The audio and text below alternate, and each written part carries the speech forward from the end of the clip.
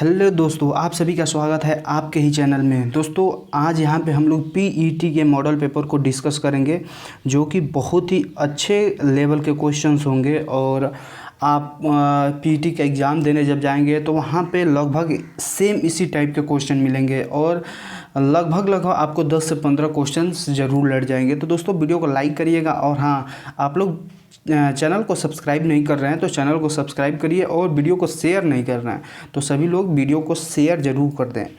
चलिए यहाँ पे हम लोग देखेंगे 50 नंबर क्वेश्चन से। इससे पहले मैंने बहुत सारे वीडियो बना चुका हूँ, आप लोग उसको देख सकते हैं, और उसका मैं जो है लिंक प्लेलिस्ट में दे दूँगा। और एक पीईटी से संबंधित खुद एक प्लेलिस्ट बना हुआ है, वहाँ पे जाके आप सारे वीडियो को देख सकते हैं। दोस्तों यहाँ पे फर्स्ट क्वेश्चन 51 नंबर से हम लोग देखेंगे पीईटी के लिए।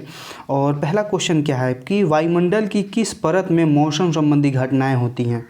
दोस्तों जो मौसम संबंधी, जैसे बादल गरजते हैं, बरसात होती है, धूप होती है, ये मौसम संबंधी जो भी घटनाएं हैं वो किस वायुमंडल में होती है। तो यहाँ पे जो आपका राइट आंसर हो जाएगा वह क्षोभ मंडल, यानी जो क्षोभ मंडल है उसमें जो है मौसम संबंधित घटनाएं होती है, जैसे कि जलवायु का परिवर्तन होना, जैसे ये कभी बादल होना, कभी बरसात होना, ये सारी चीज़ें जो होती है, कभी धूप निकलना, कभी मौसम ठंडा हो जाना, ये मौसम संबंधी जो भी घटनाएं हैं ये क्षोभ मंडल में होता है। चलिए नेक्स्ट क्वेश्चन यहाँ पे हम लोग देखते हैं कि ओजोन परत किस वायुमंडलीय परत में पाई जाती है। जो ओजोन परत है हमारा, वह किस वायुमंडल में पाया जाता है। तो जो ओजोन परत है वह समताप मंडल में पाया जाता है। किसमें? तो समताप मंडल में पाया जाता है। समताप मंडल में ही हमारा क्या होता है, ओजोन मंडल पाया जाता है। तो यहाँ पे आप लोग इसको देख सकते हैं। चलिए नेक्स्ट क्वेश्चन कि वायुमंडल की किस परत से रेडियो तरंगे परिवर्तित होती है, यानी जो कौन सी परत है जिसमें रेडियो तरंगे मिलती हैं आपको। तो आयन मंडल। आयन मंडल में क्या होती है, रेडियो तरंगे मिलती हैं। आयन मंडल में क्या होता है, रेडियो तरंगे मिलती हैं। चलिए नेक्स्ट क्वेश्चन कि वायुदाब मापने का यंत्र क्या है। वायुदाब मापने का यंत्र क्या है। तो वायुदाब मापने का जो यंत्र है वो क्या है, बैरोमीटर। बैरोमीटर के द्वारा ही हम लोग क्या करते हैं, वायुदाब को मापते हैं। वायुदाब को किससे मापते हैं, तो बैरोमीटर से।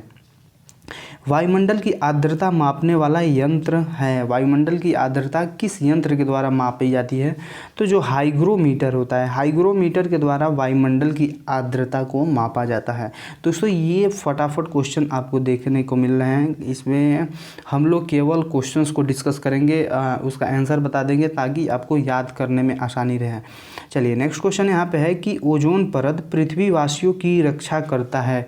क्या चीज़ से रक्षा करता है, उसमें कौन सी किरण होती है जिससे रक्षा करता है। तो देखिए जो भी सूर्य है, सूर्य के द्वारा जो अल्ट्रा वायलेट किरणें होती है, अल्ट्रा वायलेट किरण का मतलब ये होता है, यह एक ऐसी किरण है जिसके द्वारा हमें क्या होता है, त्वचा संबंधी बीमारियां हो जाती है। त्वचा संबंधी बीमारियां हो जाती है, जैसे त्वचा कैंसर हो जाता है, त्वचा कैंसर हो जाता है, ये सब बीमारियां होती हैं वह अल्ट्रा वायलेट किरणों से होती हैं।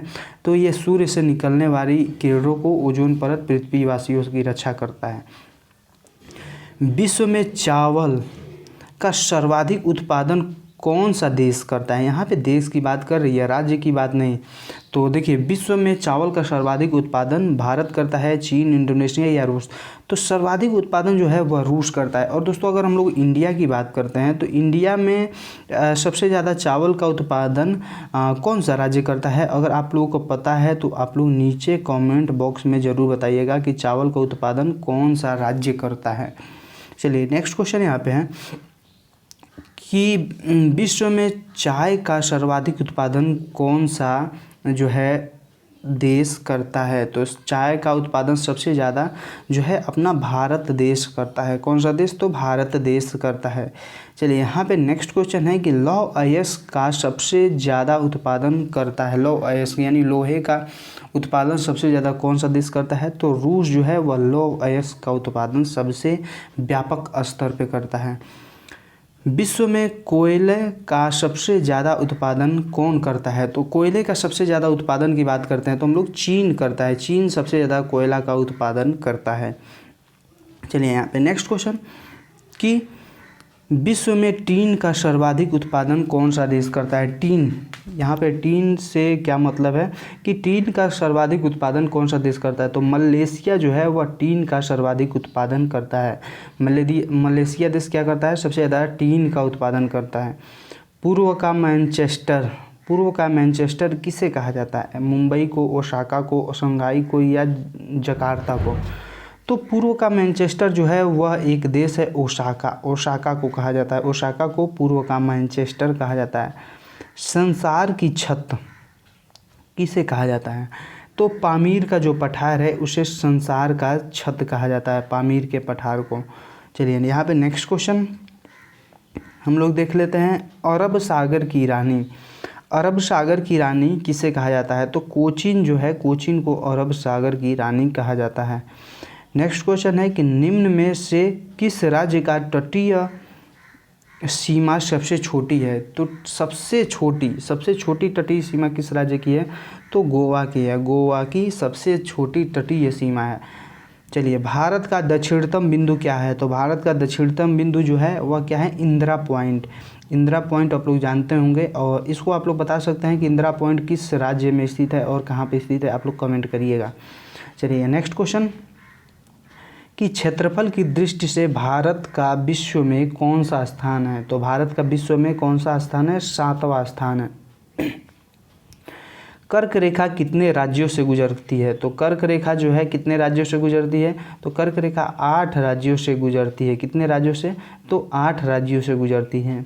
भारत का प्रमाणिक माप समय जो है वह कहाँ से लिया गया है? तो 82 डिग्री 30 अंश जो है पूर्वी देशांतर से लिया गया है।